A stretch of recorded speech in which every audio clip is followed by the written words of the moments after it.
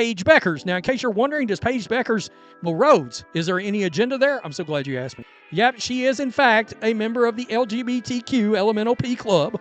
Paige Bueckers versus Caitlin Clark is suddenly the hottest argument in basketball. The claim, Paige is better than Caitlin.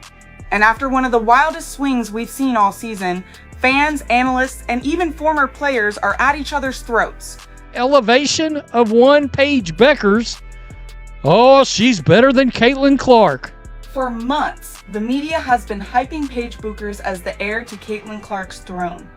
You've heard it everywhere. The savior of women's basketball, the new face of the WNBA, the one who can carry the league forward. Outlets wrote glowing headlines, ESPN ranked her in their mid-season top 25, and highlight reels made it look like she could do no wrong.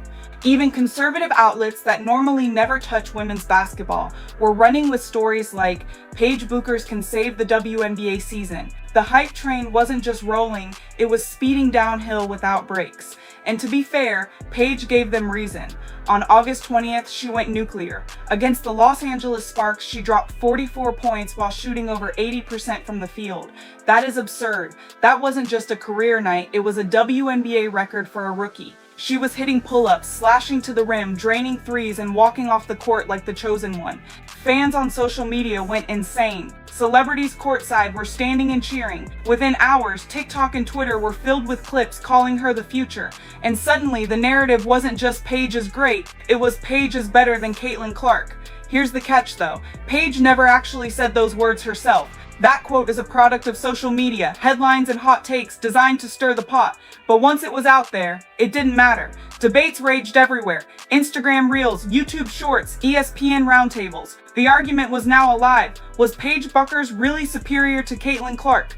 Then came the crash. 2 nights later, August 22nd, Dallas faced the Seattle Storm, and instead of another coronation, Paige ran straight into a buzzsaw. Seattle came in with a clear plan, treat her exactly like teams treat Caitlin Clark. That meant hard doubles, blitzing the pick and roll, showing 2 and 3 defenders at the nail, and making every catch a battle. The result? Brutal.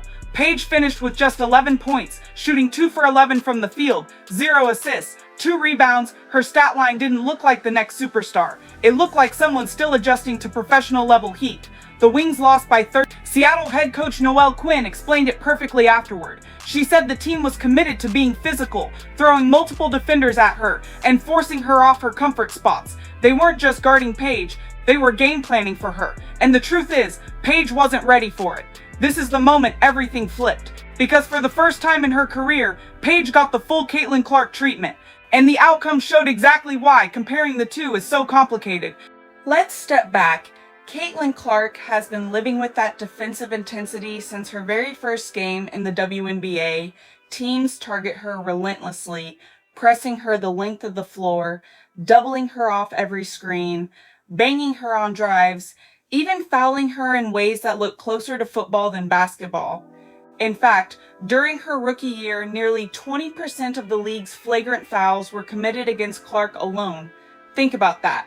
One player absorbing that much punishment, and yet, despite all of that, Caitlin Clark still averaged 19 points, over 8 assists, and nearly 6 rebounds as a rookie. She broke records, carried the Indiana Fever into relevance, and filled arenas across the country. That's the difference. She didn't just put up numbers, she elevated an entire franchise and made the league mainstream in a way it had never been before. By contrast, Paige's start looked much smoother. Teams weren't hounding her 94 feet. She wasn't absorbing hit after hit every possession. Instead, she was allowed to get into rhythm, shoot efficiently, and build confidence. That's why her percentages looked prettier. She was feasting on mid-range pull-ups and clean looks, while Clark was launching bombs over 2 defenders or trying to survive wrestling matches in the paint. That's the key context the hype machine left out. Efficiency is great, but it has to be measured against the kind of defense you're facing. And when Paige finally faced Clark-level pressure for one game in Seattle, she folded. That doesn't mean she's bad, it means the comparison was premature. We also have to talk about impact. Caitlin Clark took one of the worst franchises in the league, the Indiana Fever, and made them must-see TV. Every game became an event. Ticket sales skyrocketed, ratings doubled. She didn't just help her team, she lifted the entire WNBA's profile. Meanwhile, the Dallas Wings have struggled all year. Even with Paige putting up near 20 a night, they sit near the bottom of the standings, already eliminated from playoff contention. She's producing, but she hasn't changed the ecosystem the way Clark did. And let's not overlook what Seattle showed the rest of the league. They proved that if you treat Paige like a superstar, if you body her up, force her left, blitz her screens, and make her see two defenders on every possession, she struggles. That's not slander, that's just tape. The Storm created the defensive playbook that every other team is now going to study. Paige has the talent to adjust, but that adjustment is coming, and it won't be easy. All of this leads to the bigger picture. The rivalry between Paige and Caitlin is largely manufactured. The media wanted their Bird versus Magic moment. They wanted to crown a new face, pit her against Clark, and generate headlines. But here's the truth. There is no next Caitlin Clark. She's not just a star, she's generational. She's the Tiger Woods of women's basketball. She didn't just dominate her rookie season. She fundamentally changed how people view the WNBA. Paige is talented, yes. She's a brilliant scorer. She's efficient. She will almost certainly be an all-star for years to come. But after Seattle, it's clear she's not ready to carry the same weight as Clark. So what does this all mean? It means August 22nd, 2025 will go down as the night the Paige hype train hit its first wall.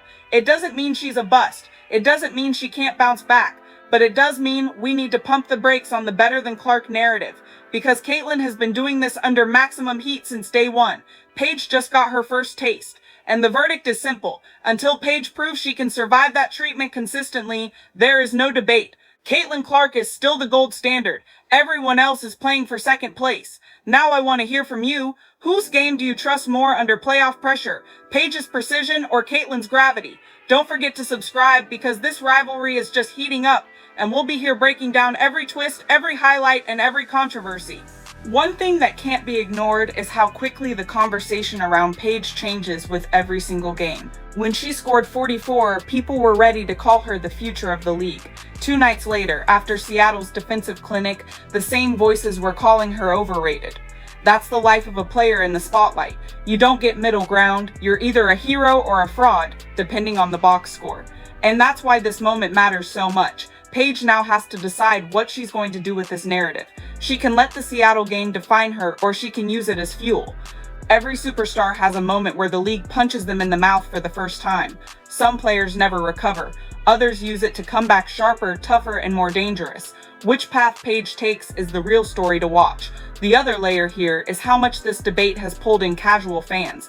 People who never watched a WNBA game are suddenly arguing about efficiency, usage rates, and turnovers on Twitter threads. That's wild. And in a way, Paige benefits from that just as much as Caitlin does. The bigger the conversation gets, the more eyes land on her. So while Seattle exposed cracks, the truth is Paige has more attention on her than ever before.